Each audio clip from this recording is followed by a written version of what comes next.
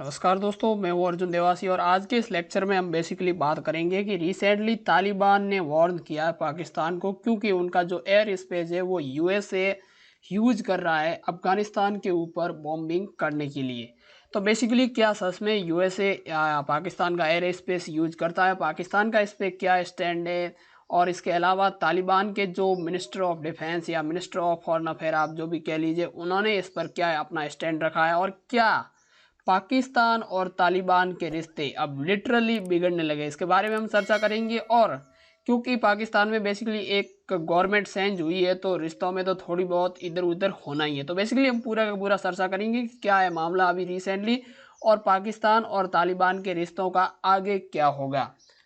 Now यहाँ पर आप देख रहे होंगे ये आर्टिकल है र्यूटर्स का, और यहाँ पर इन्होंने लिखा है Taliban accuse Pakistan of allowing US drone to use its air space. तो बेसिकली यहाँ पर इन्होंने कहा है कि पाकिस्तान अपना जो एयर स्पेस है वो यूएस को अलाउड कर रहा है ड्रोन स्ट्राइक करने के लिए। किसके ऊपर? अफगानिस्तान के ऊपर। और ये किसने कहा है? जो अफगानिस्तान के मिनिस्टर ऑफ डिफेंस है मुल्ला महमूद याकूब, उन्होंने ऐसा कहा है। और हालांकि पाकिस्तान के जो फॉरेन मिनिस्टर है उन्होंने इस स्टेटमेंट को डिनाइड कर दिया है। उन्होंने कहा कि ऐसा कुछ नहीं है, हमारा जो एयर स्पेस है वो यूएसए द्वारा यूज नहीं किया जा रहा है। लेकिन यहाँ पर minister of defence Mohammad Yaqub ने कहा है कि according to our information the drone are entering through Pakistan to Afghanistan, they use Pakistani air space, we ask Pakistan don't use your air space against us. यहाँ पर इन्होंने कहा है कि हमें अपनी इन्फॉर्मेशन से पता चला है कि जो पाकिस्तान हमारे ऊपर जो ड्रोन स्ट्राइक हो रही है यूएसए द्वारा, जो यूएसए का MQ-9 जो ड्रोन है उसके द्वारा स्ट्राइक की जा रही है, तो हमें पता चला है कि ये ड्रोन पाकिस्तान के ऊपर होकर के फिर हमारे ऊपर आता है ना। यहाँ पर इनके क्या होता है, यूएस की जो एयरक्राफ्ट कैरियर है वो यहाँ पर या यहाँ पर कहीं तैनात रहते हैं, और यहाँ से ड्रोन उड़ करके जाता है यहाँ पर, और यहाँ पर जा करके अफगानिस्तान में ये क्या करता है, बहुत सारी बॉम्बिंग कर देता है, और फिर वापस यहाँ से जा करके यहाँ पर उतर जाता है। तो अब अफगानिस्तान कहना चाहता है कि आप इस रास्ते से होकर के इस ड्रोन को हमारे ऊपर मत आने दीजिए। बेसिकली भाई यहाँ से जा रहा है तो ये रास्ता तो पाकिस्तान का, ये एयर स्पेस पाकिस्तान का है, तो अफगानिस्तान का कहना है कि आप अपने इस एयर स्पेस से यूएसए को अंदर आने मत दीजिए, तो हमारा जो हमारे ऊपर जो एयर स्ट्राइक हो रही है वो कंट्रोल में आ जाएगी। क्योंकि ईरान के साथ वैसे भी यूएसए के रिश्ते इतने अच्छे नहीं हैं। तो ये बात है, हालांकि यहाँ से भी जा सकता है क्योंकि किसी के पास इतने तकड़े मिसाइल डिफेंस सिस्टम नहीं है वो जो यूएसए का ड्रोन है MQ-9 उसको डिटेक्ट कर सके। तो मेनली यहाँ पर जो स्ट्राइक हो रही है वो यहीं से हो रही है, क्योंकि यहाँ पर एयरक्राफ्ट कैरियर तैनात रहते हैं, इनके बहुत सारे बेसेज भी है यूएसए के यहाँ पर, तो यहाँ से जाकर के यहाँ पर स्ट्राइक कर देते हैं और फिर वापस यहीं से लौट जाते हैं। तो अफगानिस्तान का यही कहना है कि यहाँ पर आकर के आप अपना जो एयर स्पेस है उसे यूज मत करने दीजिए। हालांकि पाकिस्तानी ऑथोरिटी इससे पहले अफगानिस्तान ने यह भी आरोप लगाया था कि जो अल कायदा का रिसेंट जो लीडर मारा गया है अल जवाहिरी, आपको पता होगा कि यूएसए ने MQ-9 से एयर स्ट्राइक करके इस लीडर को मार दिया, मतलब बेसिकली एक टेररिस्ट को मार दिया था जो अल कायदा का लीडर था, इस वक्त सुप्रीम लीडर। तो यहाँ पर अफगानिस्तान ने कहा है कि जो MQ-9 आया था और जो जवारी को मारा था वो पाकिस्तान के ऊपर से ही आया था, पाकिस्तान का बेसिकली एयर स्पेस यूज किया गया था। तो यहाँ पर पाकिस्तानी ऑथोरिटी ने तो यहाँ पर ये कहा है कि हमें तो कोई एडवांस नॉलेज था नहीं इसका कि ड्रोन स्ट्राइक होगी, जो यूनाइटेड स्टेट है उसने ऐसा कुछ किया है या हमें पता नहीं है, तो पता नहीं ये कैसे हो गया था। हालांकि ये बात अलग है कि अफगान जो पाकिस्तान है उसके अंदर चाहे इमरान खान हो सत्ता के अंदर या फिर कोई और हो, यूएसए आज के समय अफगानिस्तान में जो एयर स्ट्राइक है वो पाकिस्तान के थ्रू ही कर रहा है, ये सब लोग जानते हैं। क्योंकि आपको पता होगा कि मैंने पहले रूट बताया कि इस रूट से होती है। हालांकि यहाँ पर मेरे हिसाब से पाकिस्तान के अंदर यूएसए के मिलिट्री बेसेस भी हैं। और अब तो आपको पता होगा कि जो पाकिस्तान में रिसेंटली जो गवर्नमेंट है पाकिस्तान की वो प्रो यूएसए भी है, ऐसे उन पर आरोप लगे हैं। और रिसेंटली जिस तरह से इन्होंने कदम उठाए हैं इससे देख करके लगता है कि जो पाकिस्तान की रिसेंटली गवर्नमेंट है वो प्रो यूएसए। तो यहाँ पर तालिबान की तरफ से ऐसी स्टेटमेंट आना लाजमी है। नाउ यहाँ पर आपको पता होगा कि जो मुला मोहम्मद याकूब है, जो यहाँ पर इनके यहाँ पर एक्टिंग मिनिस्टर ऑफ डिफेंस कहा जाता है, हालांकि इनको पता कुछ नहीं है लेकिन कहा जाता है। तो इन्होंने यह कहा था कि अमेरिकन जो ड्रोन आया था वो पाकिस्तान के थ्रू ही हमारे ऊपर आया था। नाउ इस पर ऑब्वियसली जब 3 कंट्री इन्वॉल्व है, यहाँ पर आपको पता होगा यूएसए, पाकिस्तान और फिर है तालिबान यानी Afghanistan.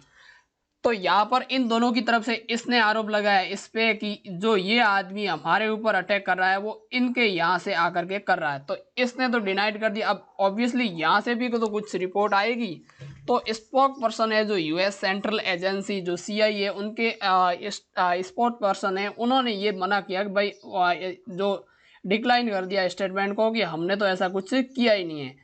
Now basically US secretary of state Antony Blinken ने कहा है कि तालिबान ने क्या किया है, जो 2020 में जब यूएसए अफगानिस्तान को छोड़ करके जा रहा था, यहाँ से विड्रॉवल कर रहा था जो यूएस लेड फोर्सेस थी, तो वहां पर क्या किया था, एक एग्रीमेंट साइन किया था जिसके तहत कि कोई भी टेररिस्ट गतिविधि आपके यहाँ पर नहीं होनी चाहिए। हालांकि ये बहुत फनी बात है कि आतंकवादियों के हवाले आप देश कर रहे हो और फिर आप उनसे साइन करवा रहे हो आतंकी गतिविधि यहाँ पर नहीं होनी चाहिए। तो ये तो बहुत फनी लग रहा है, बट यहाँ पर उन्होंने ऐसा एग्रीमेंट किया था। तो इनके हिसाब से, एंटनी ब्लिंकन के हिसाब से, इन्होंने जो जवारी था उनको क्या किया, यहाँ पर इन्होंने शरण दी। तो बेसिकली जो 2020 में एग्रीमेंट हुआ था उसको इन्होंने यहाँ पर तोड़ दिया है। हालांकि इंटरेस्टिंग बात यह है कि जुलाई में एयर स्ट्राइक करी गई थी जो MQ-9 से अफगानिस्तान के ऊपर, जिसमें दावा किया गया था कि जो अल जवेरी है वो मारा गया है, लेकिन आज तक उसकी बॉडी वहां पर मिली नहीं है। तो यहाँ पर जो अफगानिस्तान है वो ये कहता है कि आपने तो मारा ही नहीं है उसको, आप यहाँ पर हमें कोई बॉडी ही नहीं मिली है, फिर आपको कैसे कैसे पता कि यहाँ पर मारा गया है। तो ये बेसिकली बात है। और इसके अलावा जो पाकिस्तान के फॉरेन मिनिस्टर है बिलावल भुट्टो जरदारी, उन्होंने भी इंटरव्यू के वक्त ये कहा है कि हमें तो कोई ऐसी मतलब सूचना थी नहीं कि यूएसए एयर स्ट्राइक करने जा रहा है। और इसमें बेसिकली मेन बात ये है कि पाकिस्तानी एयर स्पेस इसमें यूज किया ही नहीं है।